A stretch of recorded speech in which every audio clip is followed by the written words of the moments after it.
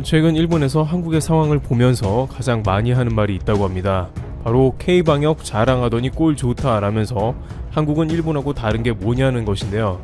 확진자 숫자가 급증하자 그런 말이 나올 만한 것이죠. 그런데 현재 일본에서는 깜짝 놀랄 진풍경이 펼쳐지며 예전과는 완전히 달라진 모습이 나오고 있습니다. 일본에서 코로나가 본격적으로 확산된 지 9개월 만에 현재 처음 보이고 있는 사안 두 가지를 살펴보겠습니다. 첫 번째, 일본 국민 PCR 검사 스스로 받고 있다. 일본 국민들은 이제 스스로 PCR 검사를 찾아다니며 받는 경우가 급속히 늘고 있다고 합니다. 우선 왜 이런 일이 생겼는지 매우 궁금합니다. 일본에서 현재 들불처럼 코로나가 번져가면서 이젠 국민 스스로가 자체적으로 PCR 검사를 받는다는 것입니다. 일본에서 이러한 움직임은 코로나가 본격적으로 확산되기 시작한 지난 3월과는 180도 바뀐 것이라고 할 수 있습니다. 특히 지난 3월에 일본의 소프트뱅크 손정희 회장은 자신이 공짜로 PCR 진단키트를 사서 제공할 테니 모두가 검사를 받았으면 좋겠다는 의견을 트위터에 올렸습니다. 그러나 일본의 각계각층에서는 당장 그 말을 취소하라고 협박을 했었고, 손정희 회장은 좋은 취지였으나 오히려 많은 사람들에게 질타를 받았다라며 평판이 나쁘니까 그만둘까 하면서 포기했습니다. 당시 손정희 회장의 제의를 거부한 일본인들과 일부 전문가들은 의료 현장에 혼란이 더해진다, 차라리 그 돈을 의료 현장에 기부해라, 쓸데없다 라는 경고를 하면서 PCR 키트를 거부한 것이죠. 그러나 2020년 겨울을 맞으면서 현재 일본인들 중에 많은 이들이 사설 PCR 업체를 찾기 시작한 것입니다. 그럼 왜 이와 같은 상황이 나오게 되었는지 궁금한데요. 문제는 각 회사들이 마비가 되고 있다는 것입니다. 도쿄에서 일한다는 한 무역업체에서는 직원 한 명이 코로나가 확진되었는데 그대로 방치했다가 직원의 반 이상이 코로나에 감염되며 사실상 회사의 업무가 마비될 지경에 처했다고 전해지고 있습니다. 그러다 보니 이제 각 회사에서는 무증상 감염자들이 많아지게 되면 회사에 치명타가 생기게 될 수 있으므로 회사 자체에서 아예 코로나 검사를 시행해서 어떻게든 감염을 막아보자는 궁여지책이 나온 것이죠.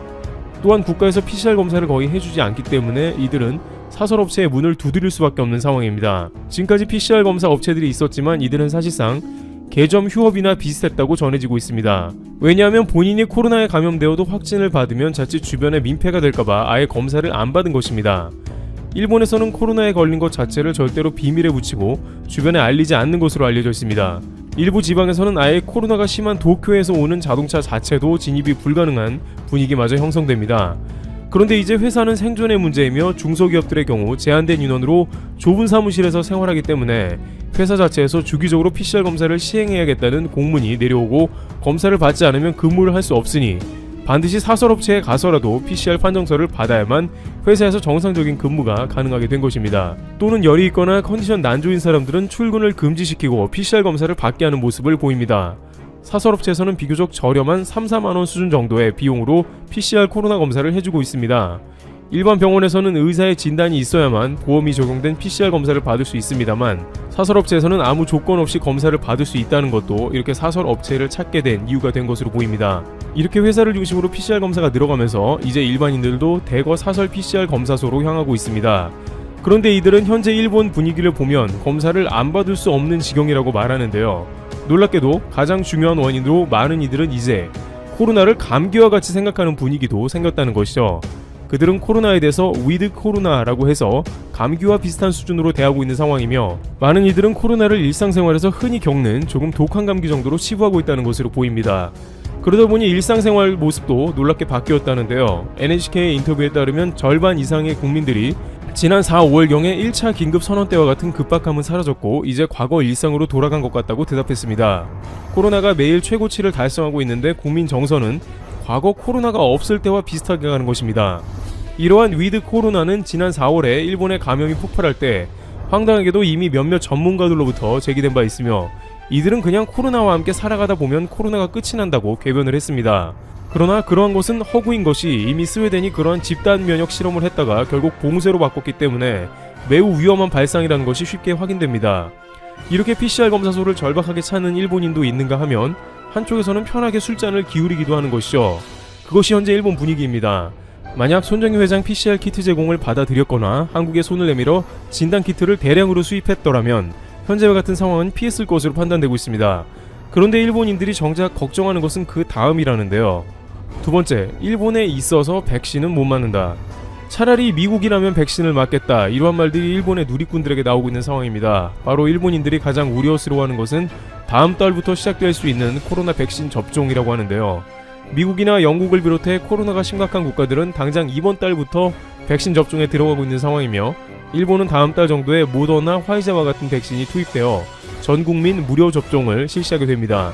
그런데 일본 국민이 우려하는 것은 일본 내에서 코로나 검사도 제대로 안 되는데 무슨 백신이냐는 것입니다. 그도 그럴 것이 검사량이 떨어지다 보니 무증상자가 기하급수적으로 늘어나고 있으며 얼마나 많은 이들이 감염이 되었는지 전혀 알 길이 없다는 것입니다. 겉으로 드러난 숫자는 한국이 5,600명이며 일본은 2,500명가량입니다만 일본의 무증상 감염자는 한국의 수십 배에 달할 것이라는 전문가들의 예측이 오래전부터 있었습니다. 즉 제대로 PCR 검사를 안 해주기 때문인 것입니다.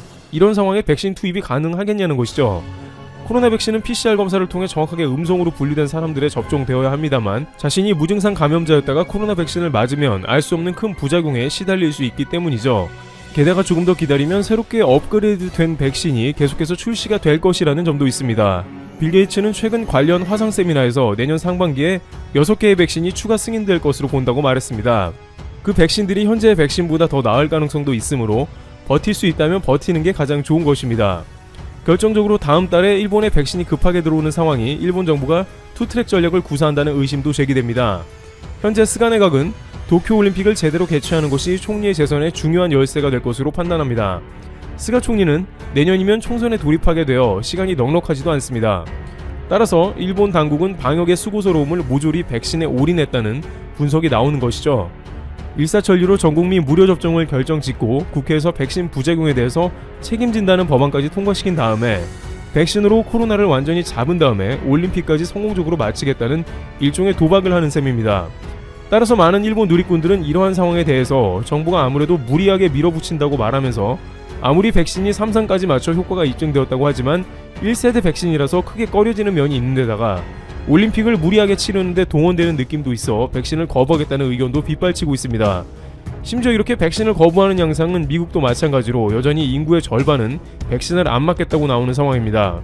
물론 이러한 의견을 잠재우기 위해서 오바마나 클린턴 전 대통령을 비롯해서 바이든 당선자까지 백신을 바로 맞겠다는 모습을 보여주고 있습니다만 그럼에도 불구하고 1세대 백신에 대한 두려움은 전 세계에 공통으로 여겨지고 있는 상황인 것이죠. 하물며 방역도 허술하고 잠재적인 코로나 감염자가 현재 확진자의 10배 이상으로 판단되는 일본의 경우 더욱더 무리스러운 코로나 백신은 피하고자 하는 분위기가 장기간 이어질 것으로 관측되고 있습니다. 이는 코로나가 생각보다 길게 이어질 수 있으며 2021년 도쿄올림픽에도 영향이 적지 않을 것입니다. 이와 같이 현재 일본은 현재 자체적으로 국민들이 PCR 검사를 받기도 하며 한편으로는 코로나 방역을 포기하며 위드 코로나로 집단 면역처럼 가는 모습을 보입니다. 초기에 방역을 제대로 안 하고 그것을 유지하면 그 자체가 얼마나 국민들에게 위험을 안기는지 그 결과가 현재 일본 전역에 펼쳐지는 상황이 지속되고 있습니다. 트리블튜브 여기서 마치겠습니다. 감사합니다. 현재 독도의 유일한 주민은 김신열 씨입니다. 그는 제주도 출신 해녀로 울릉도에 이주해서 생활해 왔습니다. 그리고 남편 고 김성도 씨와 1991년 독도로 주소지를 옮겼습니다. 이후 서도에서 거주했죠. 2018년 김성도 씨가 사망한 이후에는 이장직을 맡아 수행하고 있습니다. 과거에는 김성도 씨가 독도 이장 역할을 수행했습니다. 김신열 씨의 존재는 독도 시료 지배의 큰 증거이기도 합니다. 김성도 김신열 씨 부부는 2009년 독도 최초로 사업자 등록을 했고 2014년 독도 최초로 국세를 납부했습니다. 독도가 대한민국의 영토임을 대내외에 증명하였죠. 이로써 국제소송에서도 승리할 수밖에 없는 조건을 갖춘 것입니다. 세금을 납부할 수 있었던 건 독도 사랑 카페 덕분입니다. 두 사람은 2013년부터 생업인 어업과 함께 독도를 방문하는 방문객을 대상으로 선착장에서 독도 사랑 카페라는 판매장을 열었습니다. 그곳에서 관련 기념품을 판매하고 세금을 납부한 것입니다. 김신열 씨는 여러 이유로 잠시 독도를 떠나 있기도 했습니다. 2003년 태풍으로 직접 지은 어민 숙소가 망가지자 독도를 떠나 울릉도 사윗집으로 잠시 옮겼다가 2006년 숙소와 부대시설 등이 복구되자 다시 돌아왔습니다. 2017년 11월에도 독도를 잠시 떠났습니다. 그리고 21개월 만인 2019년 8월 다시 독도에 돌아왔죠. 그런데 김신열 씨는 현재 82살입니다. 고령인데다 지병도 있어서 혼자 독도에 지내기는 무척 어렵습니다. 결국 둘째 딸 김진희 씨와 사위 김경철 씨가 지난 7월 독도의 주민 숙소로 주소를 옮기기 위해 온라인 전입 신고를 했습니다. 울릉읍 사무소는 진희 씨 부부가 독도관리사무소로부터 독도 주민숙소 상시 거주 승인을 허가받지 않았다며 이를 반려했습니다. 주민숙소는 어민 긴급 대피소로 쓰이는 4층짜리 건물입니다. 정부 소유의 건물로 독도에 있는 유일한 집입니다. 고 김성도 씨도 1991년 11월 김신열 씨와 독도로 주민등록 전입신고를 하고 주민숙소 3층에 살았습니다. 진희 씨 부부는 울릉군 독도관리사무소에 주민숙소 상시 거주 승인 허가를 신청했습니다. 하지만 이 역시 거부당했습니다. 왜 거부했을까요? 독도사무소 측은 현재 유일한 독도 주민인 어머니 김 씨가 상시 거주 의사를 철회하거나 사망할 경우에만 새로운 상시 거주민을 뽑겠다는 입장인 것으로 밝혀졌습니다. 결국 진희 씨는 울릉군 독도관리사무소와 울릉읍장을 상대로 대구지방법원에 소송을 제기했습니다. 독도 주민숙소 상시 거주 승인 허가 거주 처분과 주민등록 전입신고 수리 거부 처분을 취소해달라는 소송입니다. 둘째 딸 진희 씨 부부가 독도에 들어오려고 하는 이유는 무엇일까요? 사실 두 사람은 가끔 독도에 들러 어머니를 돌봤습니다. 하지만 앞으로는 김 씨가 홀로 살기 어렵다고 판단했습니다. 사위 김경철 씨는 이렇게 밝혔습니다. 장모님 홀로 독도에서 살기가 어려워 우리 부부가 자주 드나드는데 상시 거주자가 아니어서 오래 머물 수 없다. 그래서 독도 주민이 돼 장모님과 오래 머물고자 전입신고를 냈는데 받아주지 않아 소송을 냈습니다. 소송에 대한 울릉군 관계자의 입장은 어떨까요? 현재는 추가로 상시 거주 독도 주민을 선정할 계획이 없기 때문에 어쩔 수 없다는 입장입니다. 울릉군의 한 공무원은 전입신고 반려에 대해서 이렇게 말했습니다. 독도 주민숙소 관리처는 울릉군입니다. 사전에 주민숙소 거주 허락을 군에 받지 않아 독도에 주소를 둘 곳이 없으니 전입신고가 반려된 것입니다. 독도관리사무소 역시 독도라는 특수성을 고려해 현재 김신열 씨 이외 일반 주민의 독도 내 상시 거주 허가에 대해 고려하지 않고 있다는 입장입니다. 주민을 더 늘리지 않겠다는 건데요. 이유가 뭘까요? 아마도 일본의 눈치를 보기 때문이 아닐까요? 일본의 비위를 더는 건드리면 안 된다. 뭐 이런 의미인 듯 합니다. 독도에 대해서는 강력한 시료 지배가 중요합니다. 국내의 한 언론사가 혹시 알려지지 않은 사연이 있는 건 아닌지 둘째 딸 부부를 만나서 인터뷰를 진행했습니다. 관련 내용을 전해드리겠습니다. 우선 어머니인 김신열 씨의 근황에 대해서 물어보았습니다. 아버님 생전에 어머니는 독도에서 어업활동, 기념품 판매 등을 하며 정착 생활을 했어요. 2018년 10월에 아버님이 돌아가신 뒤에는 독도와 육지를 오가며 지내시는 중이죠. 어머니는 독도에 뼈를 묻겠다는 의지를 보이고 있는데 82세 고령으로 혼자 섬에서 생활하는 게 쉬운 일이 아니에요. 언론은 독도 주민인데 육지를 오간다는 게 무슨 뜻인지 물었습니다.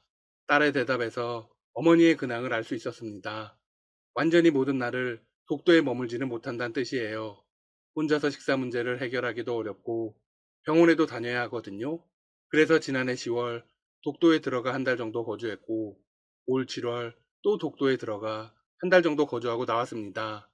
제가 딸과 함께 어머니를 모시고 독도 주민숙소에 머물며 식사를 챙기며 살다가 다시 모시고 나왔어요. 이런 이유 때문에 독도에 정착해서 모시고 살고 싶은 겁니다. 언론은 일반인이 한 달여를 독도 주민숙소에서 지낼 수 있는지 되물었습니다. 딸은 법적으로 전혀 문제가 없다고 답했습니다. 독도에 들어갈 때 독도관리사무소를 찾아가 방문 신청서를 내고 허락을 얻습니다. 가족 친지 방문 형태가 되는 거예요. 그렇게 허가를 받아서 가는 것이라 문제는 없어요. 그러면 어머니 김신열 씨의 건강 상태는 어떨까요? 딸은 혈압이 높고 무릎이 좋지 않다고 답했습니다. 독도 주민숙소는 서도에 있습니다. 하지만 일반 관광객이 배를 타고 입도하는 선착장은 동도에 있죠. 따라서 주민숙소에 가려면 선착장에서 다시 보트를 타고 가야 합니다. 82세 고령으로서는 혼자 배를 타고 음식 같은 것을 받아 챙겨 이동하는 것 자체가 불가능한 일이라고 답했습니다. 언론은 독도의 어머니가 혼자 지내고 딸 부부가 자주 가보면 어떤지 물었습니다. 하지만 독도는 늘 원할 때 갈 수 있는 곳이 아닙니다. 딸은 독도에 들어가는 배는 버스처럼 일정 시간이 있지 않고 육지처럼 차로 이동이 가능한 것도 아니라고 답했습니다. 즉, 급할 때 바로 가볼 수도 없다는 것이죠. 언론은 독도에 정착하려는 게 단순히 어머니 때문인지도 물었습니다. 마치 다른 이유가 있느냐는 듯 들립니다. 딸의 대답은 무엇이었을까요? 울릉군청 공무원 생활을 하다가 독도에 들어가 살고 싶어서 그만뒀습니다. 그만큼 독도 주민으로 아버님 뒤를 이어 살고 싶습니다. 개인적으로는 우리 땅 독도 지킴이라는 자부심도 느끼고 싶습니다. 어머니를 독도에 잘 모시고 싶은 마음도 큽니다. 우선 딸과 사위 모두 전직 공무원입니다. 공무원을 포기하면서까지 독도에 들어가서 얻을 수 있는 이익이 있을까요? 아마도 공무원보다 크지 않을 겁니다. 문제는 독도 전입에 대한 반대의 목소리들입니다. 전입 자체를 반대하는 사람들이 많습니다. 일본과의 외교 관계를 문제 삼는 사람들이 있고, 한편으로는 독도 주민 보조금에 대한 욕심이 있는 게 아니냐고 의심의 눈초리를 보냅니다. 그런데 두 사람은 앞서 말씀드렸듯 공무원이었습니다. 보조금이 얼마나 된다고 자신들의 인생을 모두 걸까요? 더욱이 경상북도의 보조금은 이젠 거의 없다고 합니다. 보조금 욕심으로 독도 전입을 원하는 건 아니라는 결론이죠. 독도에는 더 많은 주민이 필요합니다. 대구지방법원이 현명한 판단을 내려주길 바랍니다. 지금까지 닥터시사TV였습니다. 여러분 시청해주셔서 감사합니다. 구독과 좋아요 부탁드립니다.